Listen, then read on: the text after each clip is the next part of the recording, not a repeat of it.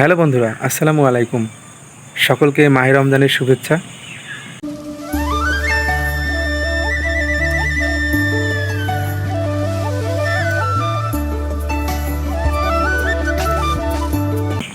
সকলে ভালো আছেন।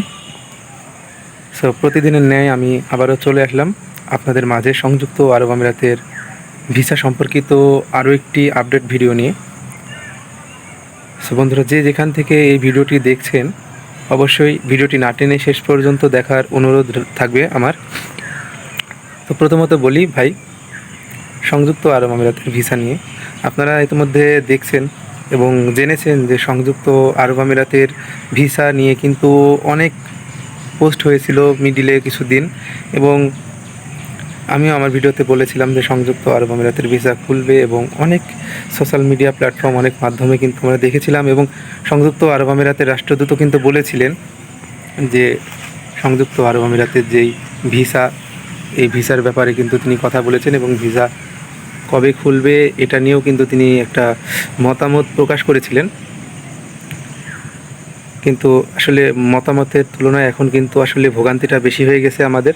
সংযুক্ত আরব আমিরাতের ভিসা কিন্তু এখন বাঙালিদের জন্য কিন্তু কোনো রকম ভিসাই হচ্ছে না। মিডলে ওই যে দু একটা যেই ভিজিট ভিসা, যেগুলো আসলে হাই ক্যাটাগরির লোকদের, এবং যদি কোনো হাই প্রফেশনাল লোক থেকে থাকতো তাদের কিন্তু ভিসা হয়েছে দুই একটা।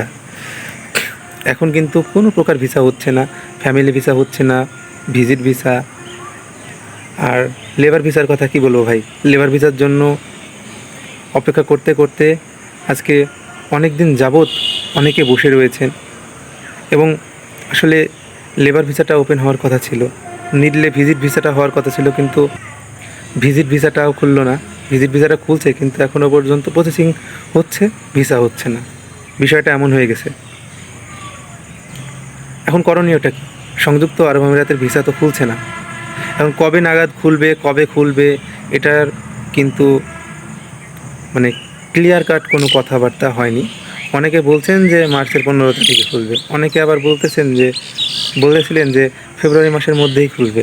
আসলে ভাই, আমি একটা টার্গেট করেছিলাম, যে মতামত আপনাদের সাথে প্রকাশ করেছিলাম যে হয়তোবা ভিসা যদি খুলে তাহলে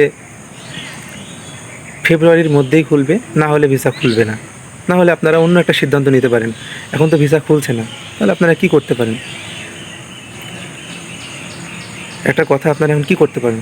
আসলে আপনারা যে যে এজেন্সিতে টাকা পয়সা জমা দিয়েছিলেন, যে যে মাধ্যমে টাকা পয়সা জমা দিয়েছিলেন, এবং যে যার কাছে লেনদেন করেছিলেন, যদি পারেন, যদি আপনার যদি সেই রকম অ্যাবিলিটি থাকে, তাহলে আপনি অপেক্ষা করতে পারেন।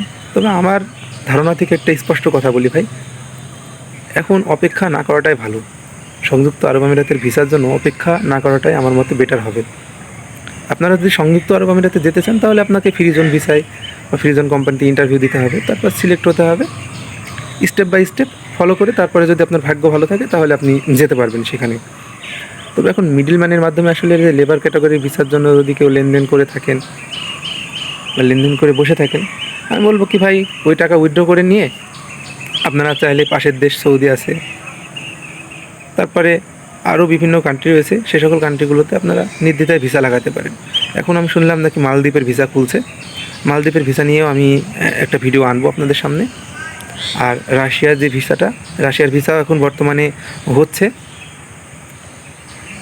আপনারা যারা রিক্রুটিং এজেন্সির সাথে কন্ট্যাক্ট আছেন বা ফাইল জমা দিতে ইচ্ছুক, তাহলে আপনারা রাশিয়ার সার্কুলারগুলো একটু করতে পারেন।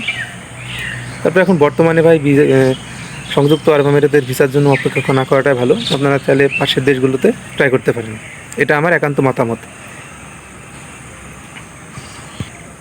আর আরও একটা কথা হচ্ছে যে সংযুক্ত আরব আমিরাত রাষ্ট্রপ্রধানের সাথে, রাষ্ট্রদূতের সাথে, চিকিৎসা মন্ত্রীর সাথে আসলে যে সকল সাক্ষাৎ করেছিলেন ডক্টর মোহাম্মদ ইউনূস, তিনি কিন্তু রিকোয়েস্ট করেছিলেন, আর আমি তো আমার আগের ভিডিওতে আপনাদের বলে দিয়েছি কী কী আলোচনা হয়েছিল। এ বিষয়ে আমি একটু বিস্তারিত আপনাদের সাথে আলোচনা করার চেষ্টা করেছি। তবে তিনি তার মতো বক্তব্য রেখেছেন এবং আলোচনা করেছেন এবং রিকোয়েস্ট করেছেন, কিন্তু তার মানে এই না যে সংযুক্ত আরব আমিরাতের ভিসা তার কথা শুনে খুলে যাবে। বিষয়টা কিন্তু এমন না, কারণ একটা দেশের ভিসা যখন বন্ধ হয়, তখন খুলতেও কিন্তু ঠিক তেমনই সময় লাগে। তো আপনারা নিশ্চয়ই বুঝে গেছেন যে আপনাদের করণীয়টা কী থাকবে। এখন যদি আপনাদের ভালো অ্যাবিলিটি থাকে তাহলে আপনারা চাইলে ধৈর্য ধরতে পারেন, তবে আমার মতে ধৈর্য না ধরে ভালো। আশা করি সকলে ভালো থাকবেন, সুস্থ থাকবেন। আর আমার আগের ভিডিওগুলো যারা দেখেন নাই অবশ্যই আগের ভিডিও দেখে আসবেন। আগের ভিডিওর লিঙ্ক আমার ডিসক্রিপশন বক্সে পিন করে দেওয়া থাকবে। সকলকে ধন্যবাদ।